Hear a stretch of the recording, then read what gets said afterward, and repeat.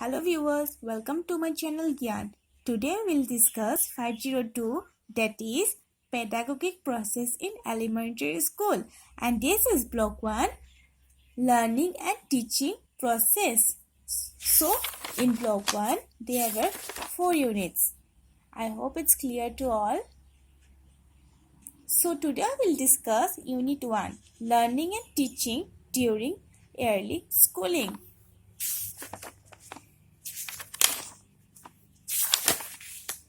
So I have marked some important points. I hope it would be useful for you. See, this is introduction. I hope it's clear. Learning and teaching are two processes with which we as a teacher are very familiar because we are engaged in teaching children to learn.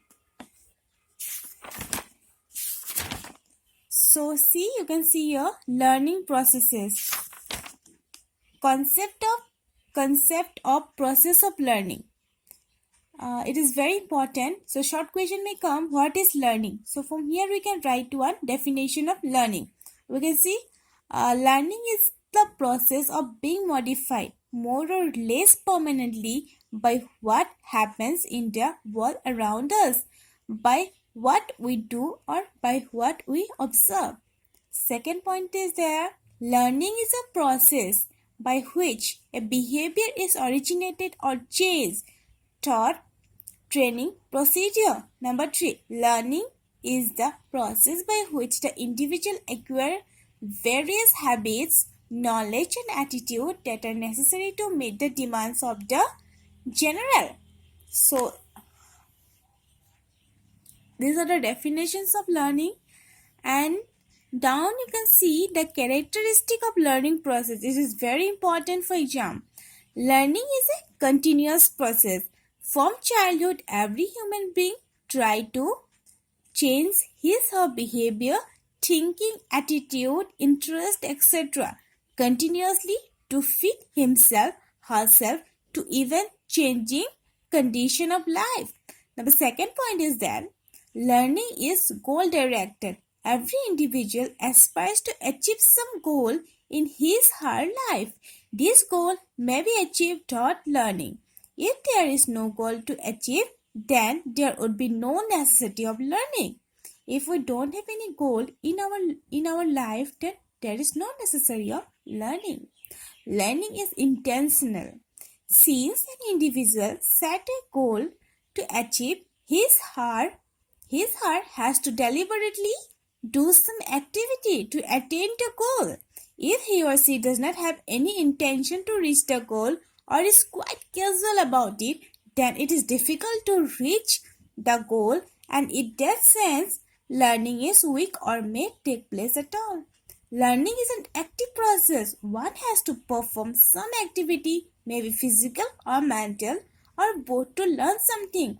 Mind has to remain active to acquire new experiences, otherwise no learning can take place. See, second point, learning is individualistic. You might have observed that in a class there are some students who learn more quick while others learn slowly. In fact, the pace of learning differs from person to person. Let's see the next page. That is, learning is the outcome of intention of individual with the environment. As a teacher, we have to organize the environment carefully to motivate the student as to interact with us, peer, student, and teaching learning materials. Learning is transferable. Learning is one situation can be used to solve problem. Other situation, learning of mathematics, social, science, and language helps the child to perform different activities in their real life. See, you can see here one question. That is, state any 3 characteristics of learning with example. So we can write here, you can see here characteristic was there, and we can write from here according to marks. If the question come, 1, 2, 3, 4, 5, 6, 7 points are given. So we can write from here, And see, next point, it is factor affecting learning. So you can see here, what are the factors that affect learning? So first point is learning and maturation. Maturation is related to the process of growth. It describes changes that are relatively independent of the environmental influence that are assumed to be closely related to the influence of heredity. Learning, on the other hand, is shaped primarily by individuals' interaction with the immediate environment. So let's see the second point. I have marked only the important points. Readiness to learn. There are various types of readiness. Some relating to physical maturation. That is, like one cannot join a race if he or she is not capable of walking. Some of the development of intellectual skills and the acquisition of background information, like one cannot multiply if one does not know addition of number, and some to motivation. Let's see the second point, that is learning environment. For education in school to be effective, the environment need to be conducive to learning, allowing the pupils space and time to interact within the learning and teaching process. So here are the points given.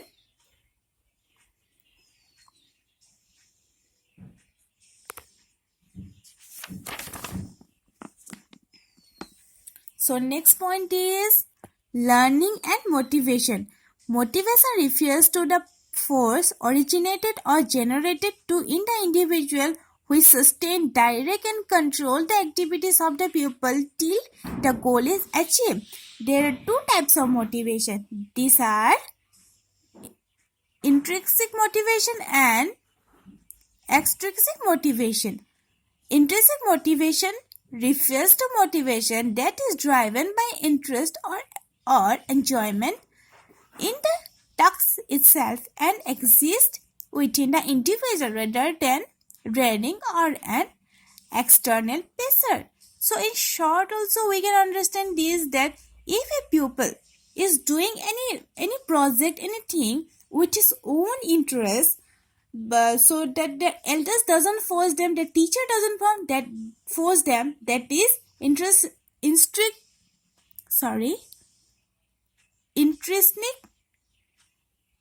motivation. And second I can see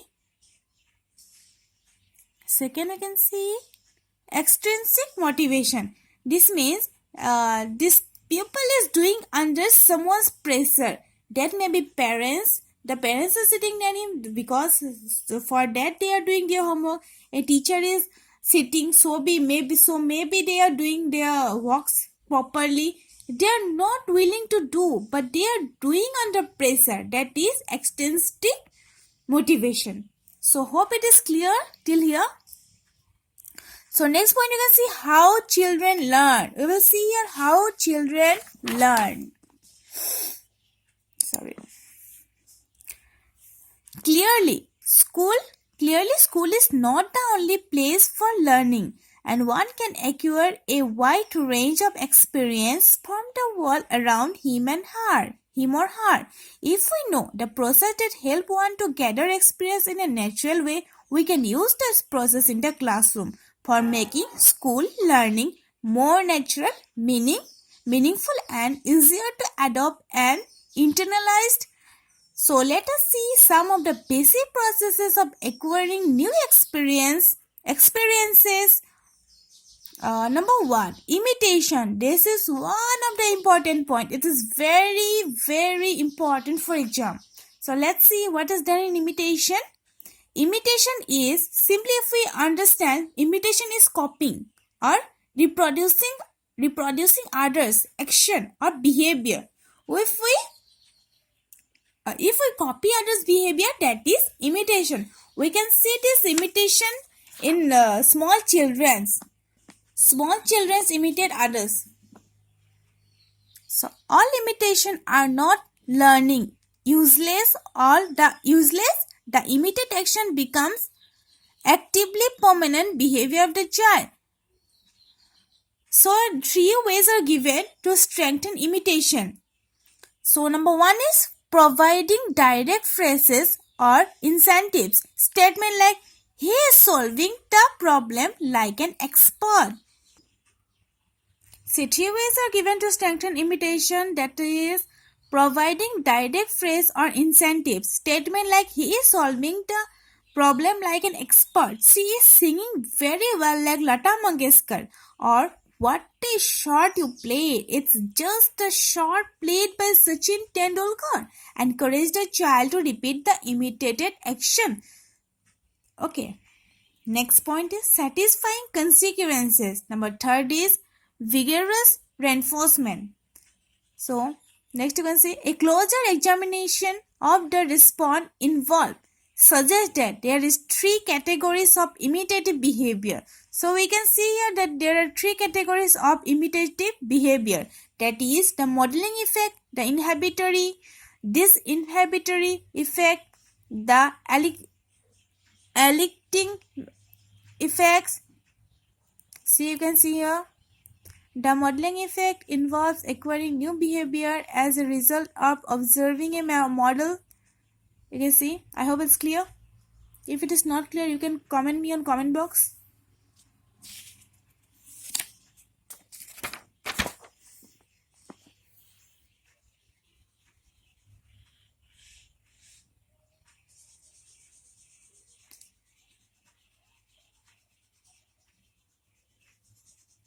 Here one more question is given. What can you do to discourage your student to avoid imitating undesirable relevant behavior of a model? See, here it is given. As a teacher, we can do in the classroom school to use imitation for enabling young students to acquire positive and socially desirable behavior. Well, we can do the following. See, 3 pointer given. We can write from there. Try to be a model for imitation for your student. Demonstrate positive aspects of your behavior to the student. A teacher's positive practices like cleanliness, punctuality, truthfulness, and fairness all have immense impact on the students to imitate. Nevertheless, do not expose your weakness to your student. See, number 2 point we can write in the answer. While teaching history, social, literature, and telling stories to children, always highlight the positive aspect of the important characters for imitation by the students. When all students imitate positive behavior, try to recognize it and provide verbal praise, encouraging him hard to repeat it again. So next you can see here observation. This is another important point. Learning from observation is a common and natural method of human learning. Observational learning is a type of learning that occurs as a function of observing, retaining, and replicating model behavior executed by others. Observational learning is a key learning method for children when acquire basic tasks such as language and cultural norms. In observational learning, we think and judge and learn not only how to do certain things, but also what the consequences of our action are likely to be. Therefore, learning through observation is not exact reproduction of a model's behavior, but developing behavior based on observed behavior.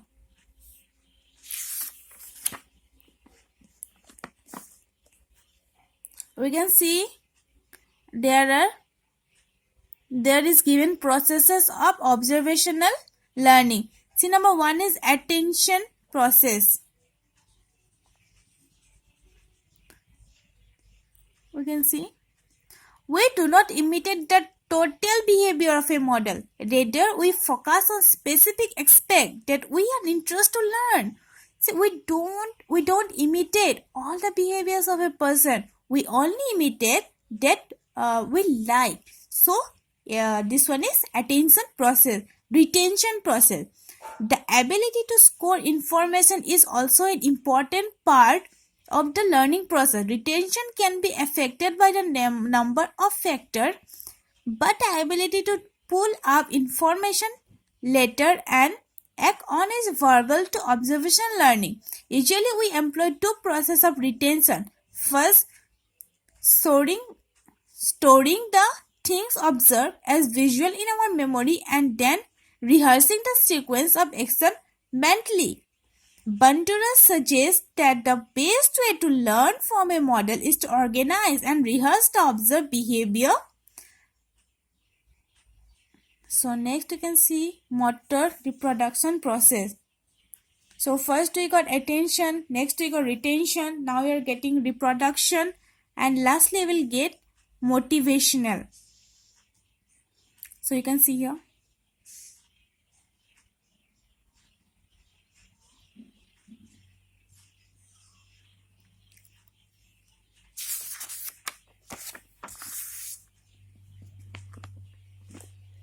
So two questions are given here. State your role as a teacher in helping your student for observational learning. Then the second question is given. State any two ways to motivate your student to perform in observational learning. So I'll stop here. Though the chapter is very long, we'll complete it by my next video. So please don't forget to subscribe my channel for my next videos. Thank you for watching. Have a nice day.